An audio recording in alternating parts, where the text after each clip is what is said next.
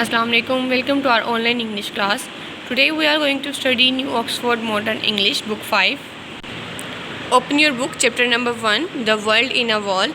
इसका हम लोगों ने कंप्लीट अच्छी तरह से हम लोगों ने डिटेल में ट्रांसलेशन और वर्ड्स मीनिंग के साथ इसको रीड आउट कर लिया था और इसके क्वेश्चन आंसर जो हैं वो हमने डिस्कस कर लिए थे। अब इसको डिस्कस करते हैं इसकी ऑब्जेक्टिव को।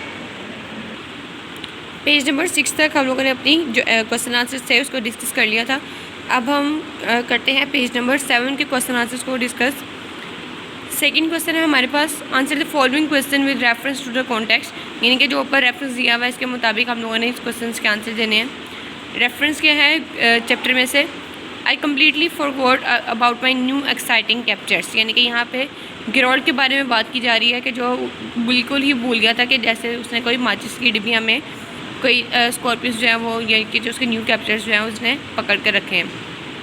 So the first question is who forgot and what distract him, तो कौन भूला था क्योंकि गिरोल्ड के बारे में बात हो रही थी। So Gerald forgot and what distract him, lunch distract him, क्योंकि उस वक्त जैसे ही वो एंटर हुआ था तो उनका लंच टाइम जो था वो स्टार्ट हो गया हुआ था।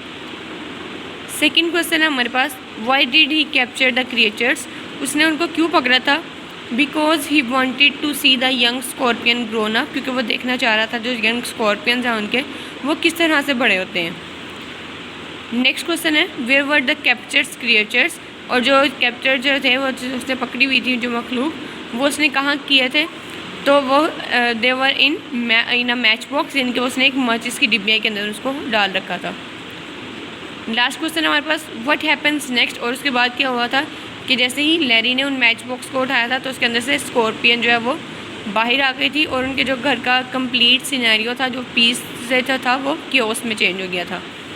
That Larry thinks that match box is full of matches, when he opens while talking the female scorpions came out of it and the whole atmosphere changed from peace to chaos. Next हमारे पास है working with words. In working with words के अंदर हम लोगों ने sentences इन words के मुताबिक sentences बनाने हैं। जैसे हमारे पास फर्स्ट वर्ड है बल्गिंग।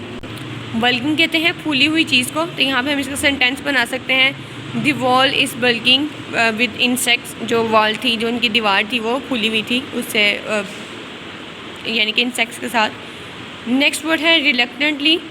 रिलक्टेंटली मतलब he thought for a moment then reluctantly agreed, मतलब वो अचानक से थोड़ी देर से सोचा और फिर वो मान गया। इस तरह आपने बाकी वर्ड्स के जो सेंटेंसेस हैं वो आपने बनाने हैं। चाहे तो आप इसको लेसन के अंदर से कोई लाइन जो है वो उसके मुताबिक लेके सेंटेंस बना सकते हैं। नेक्स्ट एक्टिविटी है हमारे पास कलेक्टिव नाउन की। कलेक्टिव नाउन ऐसे नाउन्स को कहा जाता है जिसके अंदर यानी कि पूरी कम्युनिटी के बारे में बात की जा रही हो। जैसे कि यहाँ पे एग्जांपल दी गई है, अ स्वाम ऑफ बीज, यानी कि मक्खियों का जो झुंड होता है उसको स्वाम कहा जाता है। सो ये जो है वो एक कलेक्टिव नाउन है। इसी के मुताबिक हम लोगों ने इनको मैच करना है जो हमारे पास एक्टिविटी दी गई है।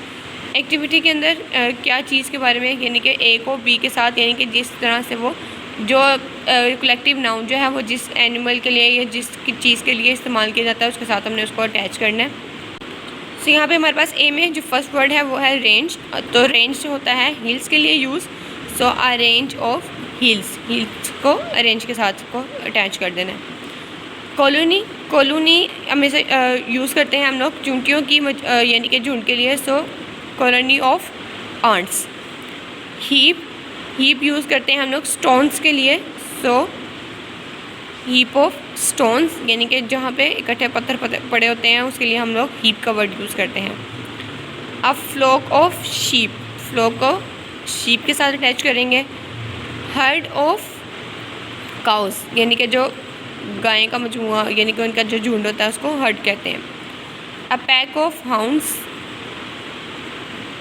नेक्स्ट हमारे पास है litre. So a litre of puppies, litre छोटे छोटे जो यानी कि जो कुत्ते के बच्चे होते हैं उसको मतलब जो उनका झुंड होता है उसको लिटर कहते हैं। अ स्कूल ऑफ फिश, यानी कि जो मछलियों का मजमुआ होता है उसको स्कूल के यूज़ के लिए जाता है। अ डेक ऑफ कार्ड्स,